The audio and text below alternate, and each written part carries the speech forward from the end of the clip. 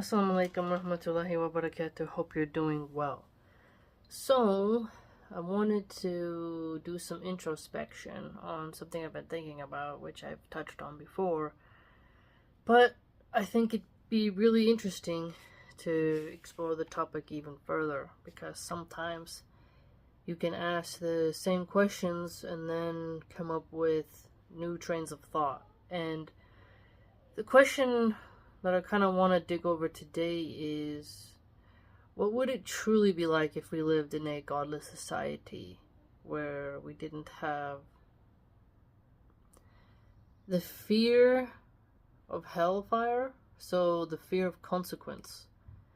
And the thing is, with atheism, you only have to fear your earthly jurisdiction. So, if you can avoid the law, then you're good to go. Now, they can lecture you about, well, be good to your fellow man, and stuff like that. But at the end of the day, if there isn't this overwhelming force that can outpower, I'll just use myself as an example, right, just for the sake of argument. If there isn't this overwhelming force that can overcome me, then I surely don't have anything to fear. Because without God, one could argue everything is permissible, because I can unleash my will on the earth. I can be unrestricted and unrestrained, and it can be lofty for those who are that way without God's command. But for me, one could argue, using myself as an example just because it's easier, but if you look at what a human can allow within themselves if they didn't fear Allah subhanahu wa ta'ala, well, you would see a whole new category of ruthlessness, cruelty, and wrath. Because it's better to be good for the sake of Allah than to be essentially self-indulgent in all your wicked ideas. Really think about that. So, if I were to truly not believe that I would be punished in a place full of torment where there is no escape, and I solidified that in my heart, the point where I know I can do whatever I want as long as I escape the law, and there will be no system outside of human jurisdiction and corrupt police forces and all that I could truly do whatever I wanted and indulge in anything I wanted. There would be zero consequences in the afterlife. All I'd have to do is escape it in the earthly realm, which the way you escape that is with money or ingenuity. That would be quite dark. And it is true, some could argue, well,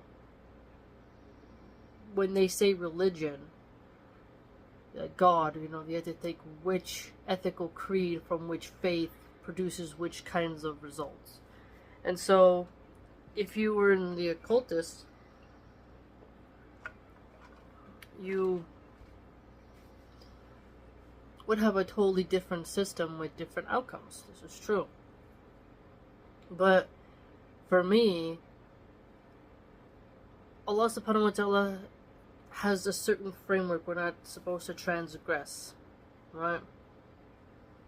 And we know that there are angels that will push people back into the flames, or basically they are the guardians with stern faces. They're not going to just let you cry and then get out and okay, you can go now. It's not up to them, it's up to Allah's mercy, because Allah is merciful. And some will be taken out of the hellfire and some won't.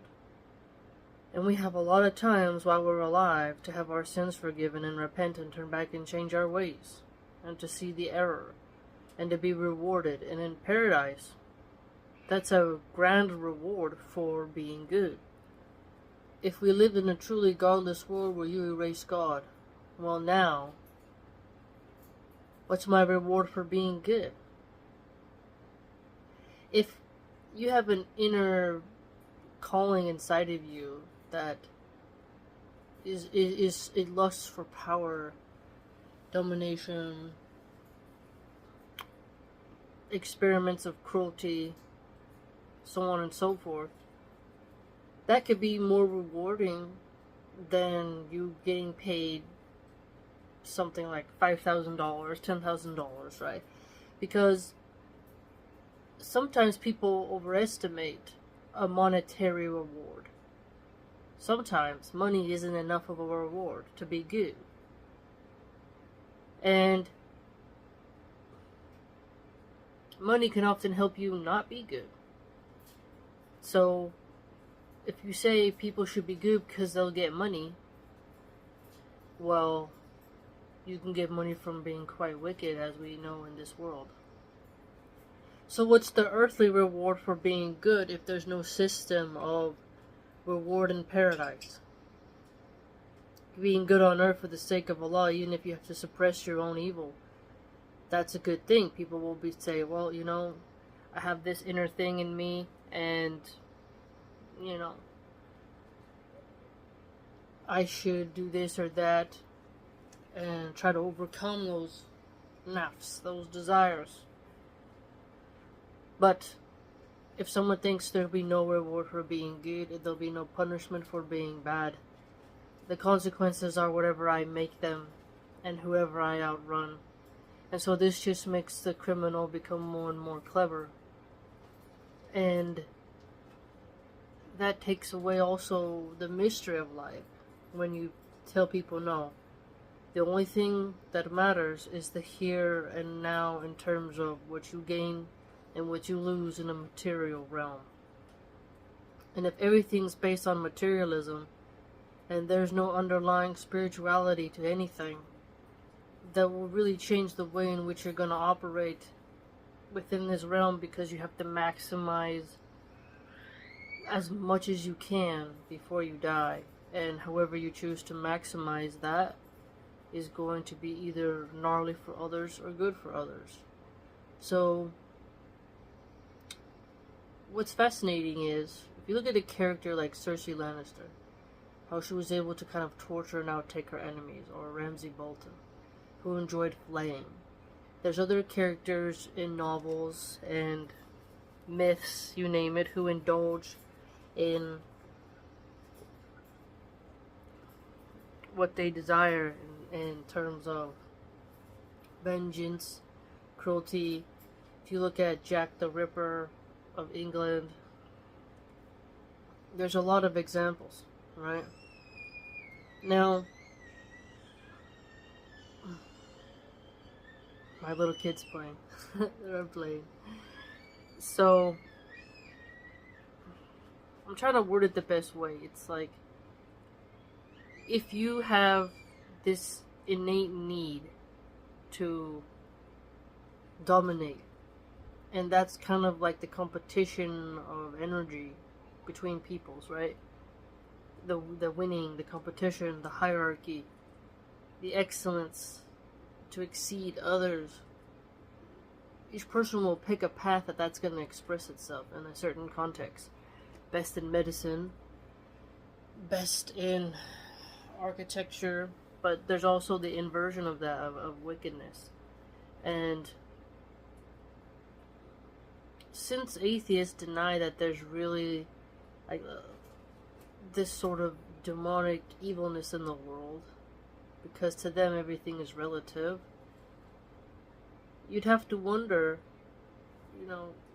how people can get super sinister when they really, like, if you sit down and tell a kid, there's no reward for being good in the afterlife, there's no reward for anything outside of monetary realms. So when we do acts of good, if you think about it, Allah rewards you for all different kinds of good acts. Giving half a date is, a form of charity. A smile, a kind word. These things are going to be on your record and a lot of swift in accounting. So Islam makes you realize that every little action you do can either add in your favor or not. Now, if I'm in a pure materialistic realm, I don't need to do anything of that besides what I get from it. So, if I kind of this person, what can I get from them? If they can't give me something material, then it's of no consequence, it's of no use. I have to maximize and get as much of benefit as possible in the fastest amount of time, because I have to be able to indulge while I'm on this planet. That's going to change the way in which people view jobs, view family, view their certain duties towards their family. And I think it would make people master manipulators as well, because we tell each other as Muslims, fear Allah. What do you say to an atheist to fear? Fear the government. It's like, okay. Fear your local police department. Fear the FBI.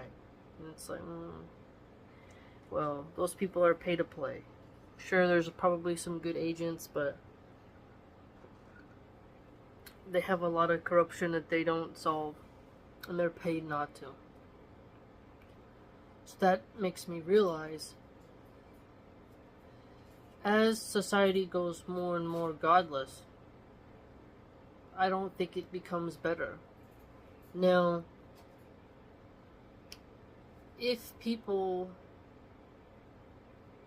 because without God, a human being really questions what's their purpose, what were they made for, what will they gain in this life, what will they lose in this life.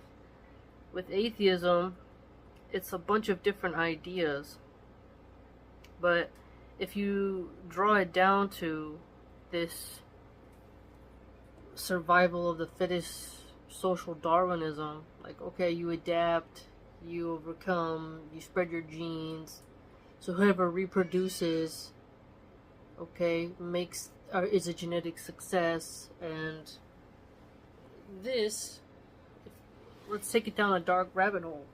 So if you want to see how you spread your genes and how you compete for your genetic success, a man who can go around R-wording women, he's going to have more possibilities of pushing his traits into the world. So atheists can't necessarily say that's bad, because he could say, well, it's causing harm towards those women, but in a Darwinian system, he's winning. And when you take God out of the equation, it's really difficult for you to say what's evil and what's good, because that person, he can easily avoid being prosecuted for doing that to those women. Easily. He can also pay them. The women can become corrupt. There's lots of ways he can get out of it, and he won't feel any remorse for what he did.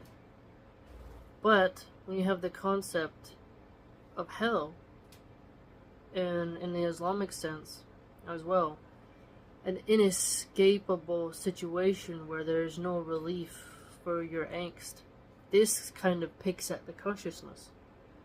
Because one could think about how they have a minor pain. Let's say you have nerve damage in your legs, and you get those pinching pains. You can't escape from that pain, and it's such an inconvenience, right? Or you have arthritis that acts up and flares up in your joints, and it causes real problems. Or let's say you have got this horrible patch of bug bites because you went hiking or something, and the itch is so bad that you almost scratch your skin raw. Those inconveniences you can't escape, and sometimes those disturbance of your skin, they don't let you sleep, and you wake up weaker the next day. You can't escape from that really well until you finally get the relief of sleep. In hellfire, though, you won't get the relief of sleep. There will be no possible escape for consistent intervals of punishment. And it'll just be over and over, and you're going to have to endure, and there's not going to be anyone there to give you a pause. And so, the concept of hell in Islam, the real place, whose fuel is men and stones, is abysmal, terrifying, and someone who is wicked and does have a darkness can come to fear something that's stronger than themselves. But if they're only in their own head and they think they're the end-all be-all, they're not going to fear very much. Because it's easy for someone who is wicked to not fear someone. Once someone has crossed certain thresholds of behavior, and they believe that there's no God, well, there's no going back, and they need not turn back. They just have to get more clever and clever on how to avoid certain things. And whether they leave themselves on a path of self-destruction, they can destroy themselves in a fit of glory in their own sense. So to the onlooker, we could be like, man, they're destroying themselves. Just like when we see a heroin addict passed out. Atheist calls that freedom, that they have the freedom to put whatever they want in their body and its progress to allow them to indulge until their teeth are rotting out of their mouth and they're hallucinating and they jump off a building. Well, they were free until the very end. And that's progress, and the government shouldn't tell you not to put intoxicants into your body because they're not your daddy. And in Islam we're told not to use intoxicants, but the atheist says you can do whatever you want to yourself as long as you're not hurting anybody else. But when you jump off the building because you're hallucinating and you traumatize those who have to witness it, well, now you've hurt somebody else, haven't you? And someone who has to clean up the mess, or if you've landed on someone's car, or you damage their car, you hurt everyone with the final result, with your crash and burn, as they say. And so, with the atheist system, what you would fear would greatly change. And fearing a sheriff, fearing law enforcement, there's tons of people who don't fear them at all. They only fear them when they feel like they can escape, but they don't fear them in and of themselves. They're not some force that tortures. I mean, sure, they probably do torture some people on black sites, but with the general population, they're not going around scooping people up in vans and whisking them away to a sort of gulag. So they're not as feared by the general population. And if they were, then you would just get some type of coup. You'd get a resistance force. You'd get a civil war eventually. So people would stop fearing, and then they would get active and overcome that force. So my point is that you can't have an eternal fear of another human, because there's always going to be someone brave enough to take on that wickedness, but there's always going to be someone even wickeder who's going to outwit you, even if you're brave, and take you down. And so I keep thinking about the Thomas Hobbes quote, the nasty, brutish, and short in the state of nature. And when humans are in a state of nature,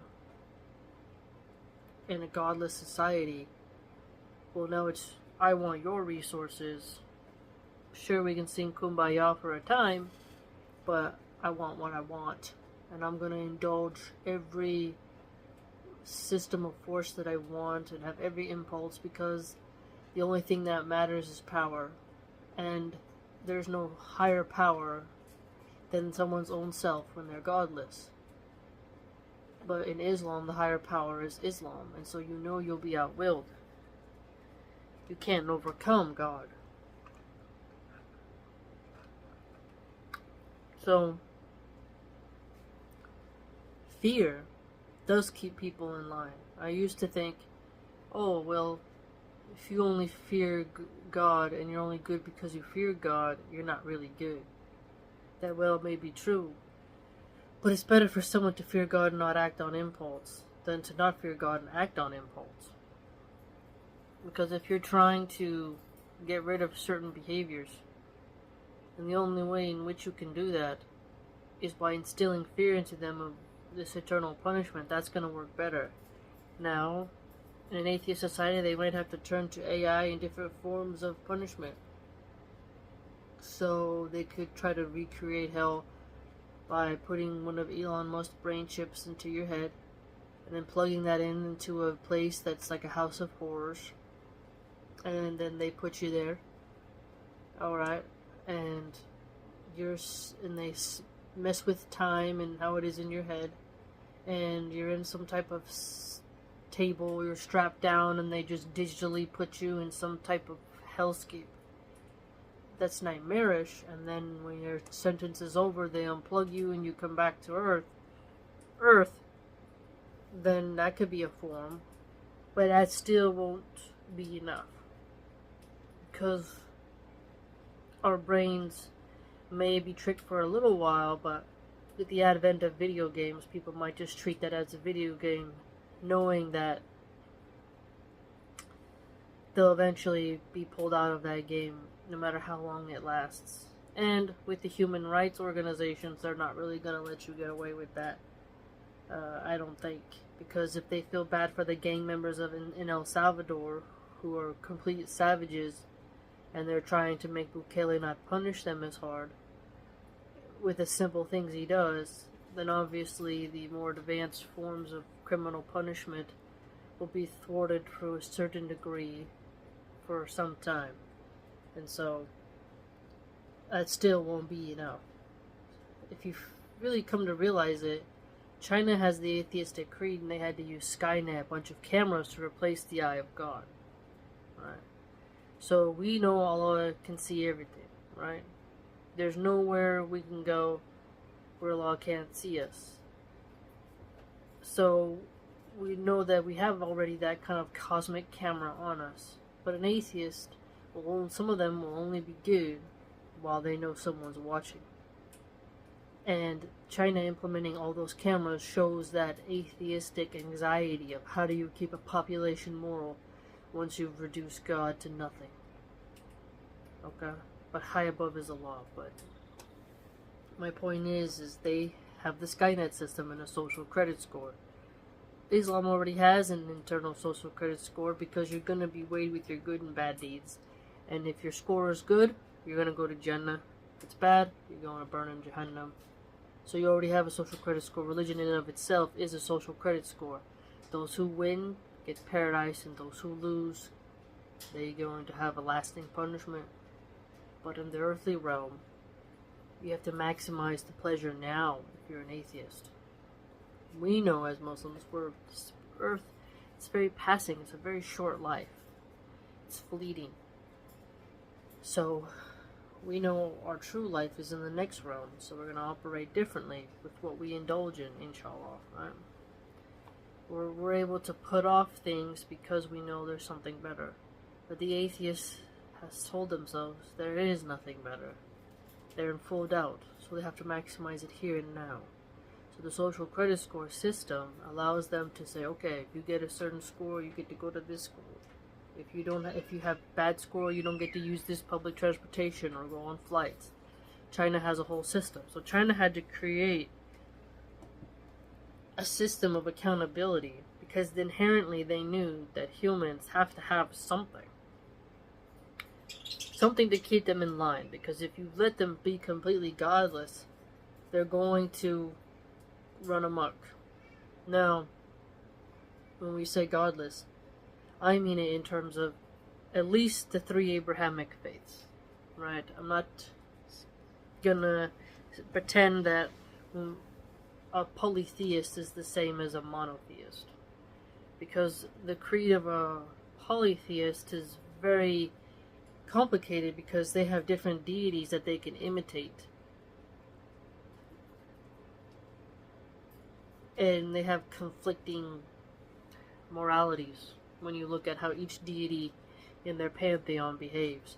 And that is quite chaotic, from the Greeks to the Egyptians to the Druids to the Celtic Druids, to all of them.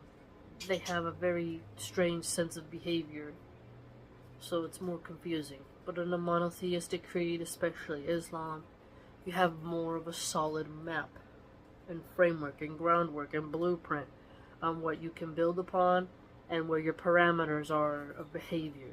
With a polytheistic one, it's this deity, this demi-deity, this person, it's all convoluted and congested. And so, it's not such a smooth, straight path like that of Islam, I'd argue. And so, in a godless society, if you have them worshipping Shaitan as a god or some type of occultic energy, you're going to have some kind of draconian strangeness to it, no doubt. One with more of a hint and touch of darkness and macabre type of, macabre behaviors that are more gruesome on the surface. Well, and even under the surface, but they're more aesthetically cryptic and unhealthy. But there are different kinds of wrath and wickedness that pop up in every society.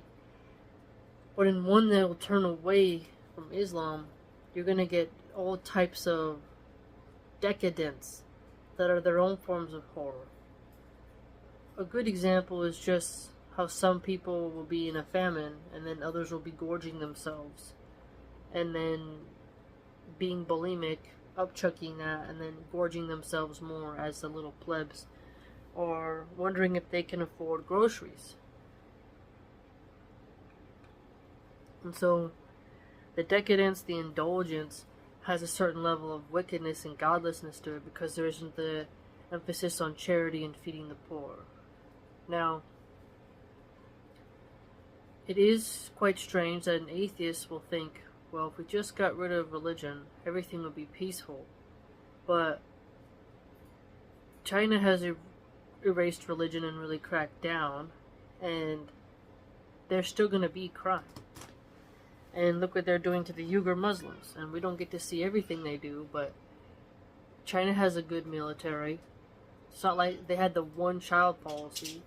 They had forced abortions.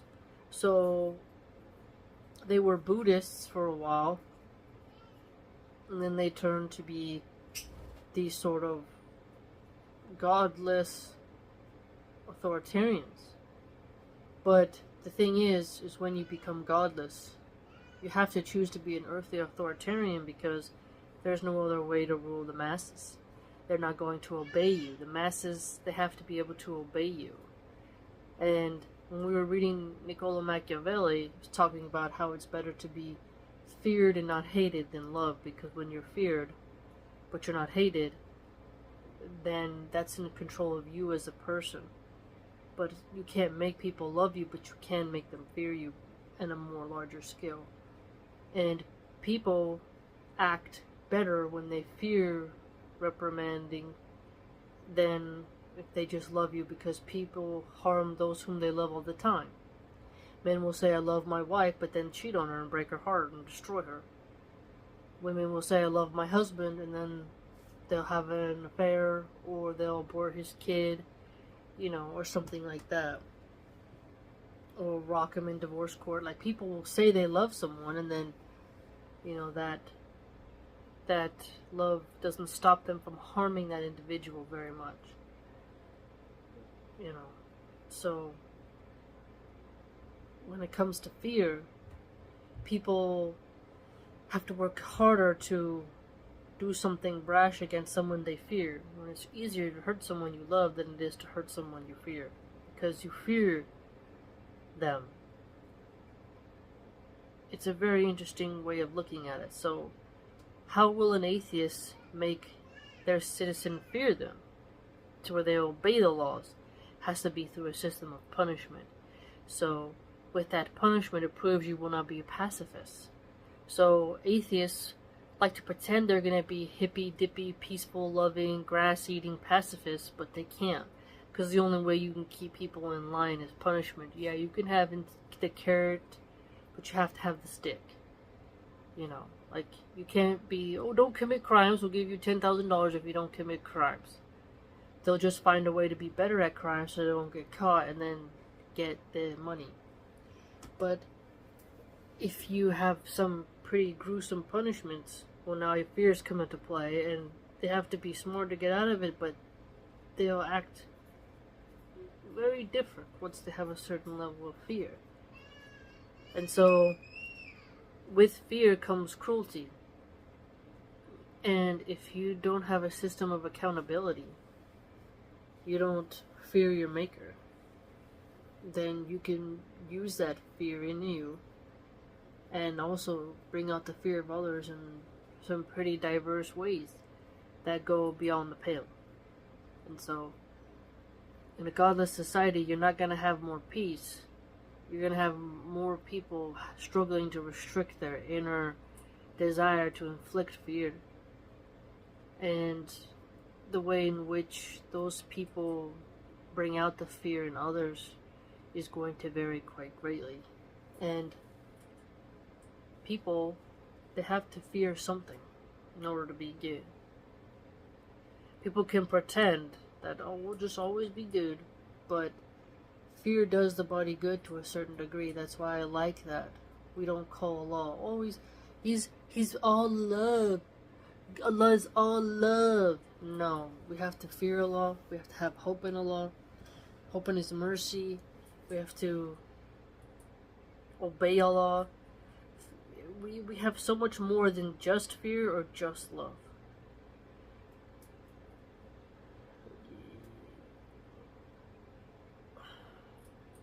Something really deep about it. I think the vision that Islam has for human society is better than how the atheist has it. Because if you remove religion completely, you are going to have people who say, everything's fair game now. Everything's fair game. And it's fascinating how even in strange Hollywood, you'll see examples of this where when there's scarcity in resources, well, people must do what they do in order to get those resources to survive. That Darwinian ethic, that the ones who are super soft, well, they lose. You have to have a certain level of fear to keep people in line and to keep cooperating so you can take other people's resources so that your group survives. And so, how you make another group fear you when they themselves are trying to make people fear them, then it becomes a competition of raw force and power. So it's a myth to think that atheists are going to have everyone sitting around smoking weed and braiding people's hair and thinking that that's going to lead to a functioning society. It's just not. And so the atheists can write it as they go and change it as they go, which is more unpredictable, and you don't really know the end. You don't know the end result. You don't know what's coming next, because they get to make it up as they go.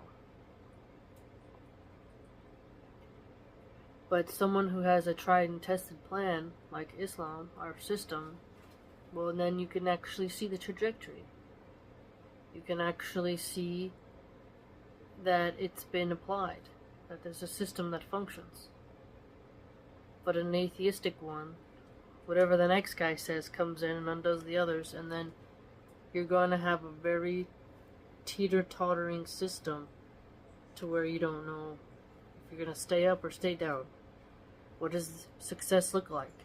In an atheistic society, success is always going to look different from the next guy.